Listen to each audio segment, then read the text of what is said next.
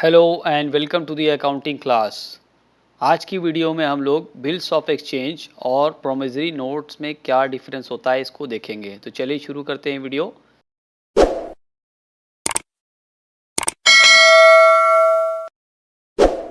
सबसे पहले पहला पॉइंट लेते हैं, प्रिपेयर्ड बाय। कौन बनाता है इसको?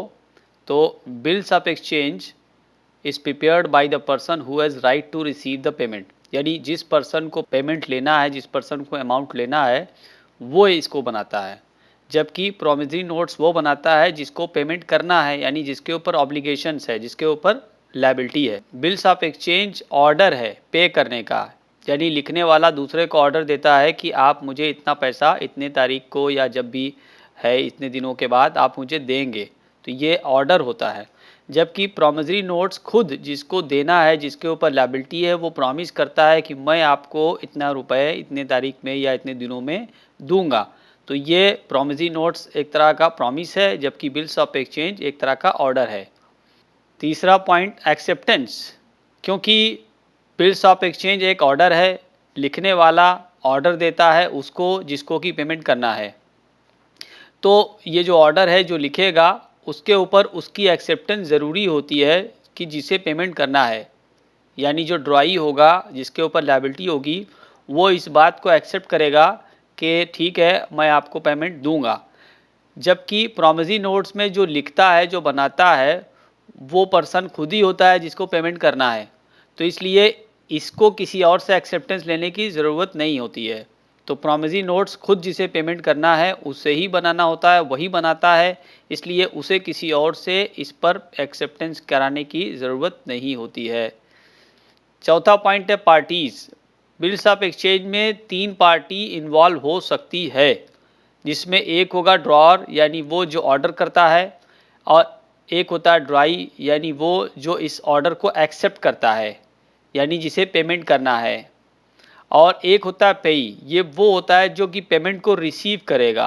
तो पेमेंट को रिसीव करने वाला खुद ड्रॉअर भी हो सकता है, लेकिन अगर ड्रॉअर ने बिल्स को किसी और को एंडोर्स कर दिया, किसी और को दे दिया, तो जिसके पास बिल रहेगी वही बिल का अमाउंट रिसीव करेगा।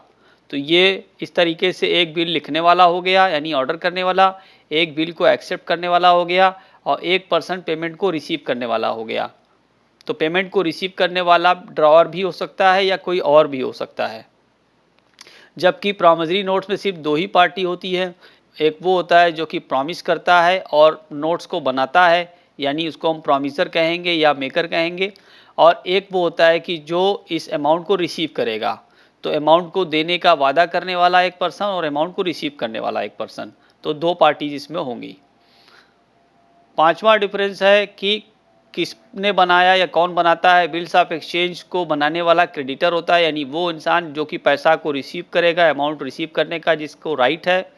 जबकि प्रोमिसरी नोट्स वो बनाता है कि जिसको पेमेंट देना है, यानी वो इंसान जिसके ऊपर लायबिलिटी होती है अमाउंट को देने की, वो बनाता है।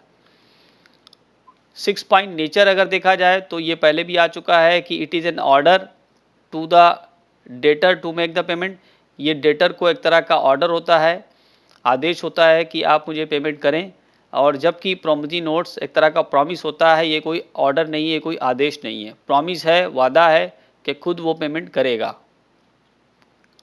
7th पॉइंट है कॉपीज़। कितनी कॉपीज़ बनाई जाती है? बिल्स ऑफ एक्सचेंज 2 तरह का होता है, फॉरेन बिल्स और इनलैंड बिल्स। अगर फॉरेन बिल्स है तो उसका 3 सेट बनाया जाएगा, लेकिन अगर इनलैंड बिल्स ऑफ एक्सचेंज है तो सिर्फ एक ही सेट को बनाया जाएगा। जबकि प्रोमिसरी नोट्स में चाहे कोई भी केस हो, एक कॉपी ही बनाई जाती है।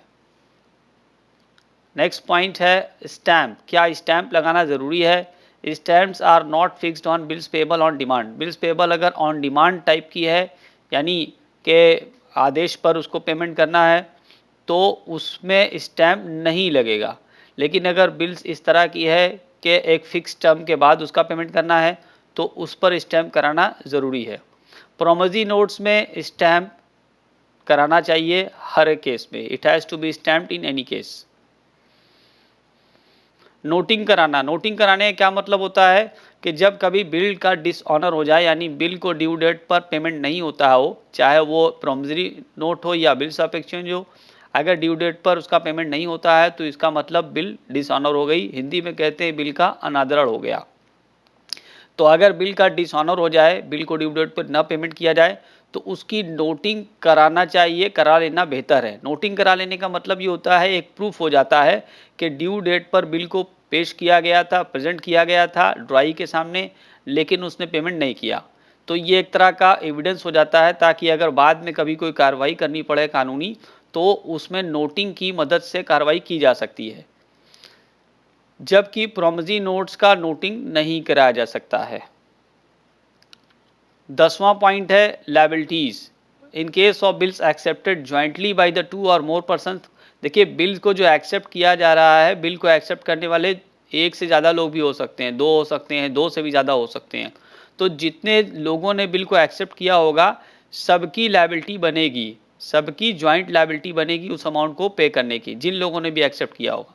अगर 4 लोगों ने एक्सेप्ट किया है तो चारों लोगों की मिल करके उस बिल के लिए लायबिलिटी है।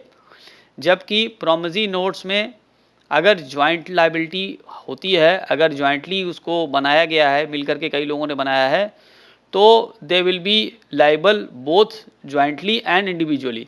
सब मिल करके भी उस बिल का पेमेंट करेंगे, लायबिलिटी होगी। अगर कोई नहीं करता है तो अकेले एक इंसान के ऊपर भी पूरे अमाउंट को पे करने की लायबिलिटी होगी। ये डिफरेंस है इसमें। प्रॉमिसरी नोट्स में ज्वाइंट और इंडिविजुअल लायबिलिटी होती है, जबकि बिल्स ऑफ एक्सचेंज में सिर्फ ज्वाइंट लायबिलिटी होती है। नेक्स्ट पॉइंट है रिसीवर। कौन रिसीव करता है? ड्रॉअर कैन बी द पेई ऑफ द बिल। हमने आपको शुरू में ही बताया कि जिसने बिल बनाई है, जो ऑर्डर कर रहा है, अगर वो बिल अपने पास रखता है तो वही बिल का पेमेंट रिसीव करेगा। यहाँ पर पेई का मतलब रिसीवर होता है, रिसीव करने वाला, बिल का अमाउंट प्राप्त करने वाला, पाने वाला। तो जो भी बिल लिखा है वही पा सकता है, अगर वो बिल अपने पास रखता है, किसी और को इंडोर्स नहीं करता है। लेकिन जो प्रॉमिसरी नोट के केस में बिल जो बनाता है वही प्रॉमिस करता है।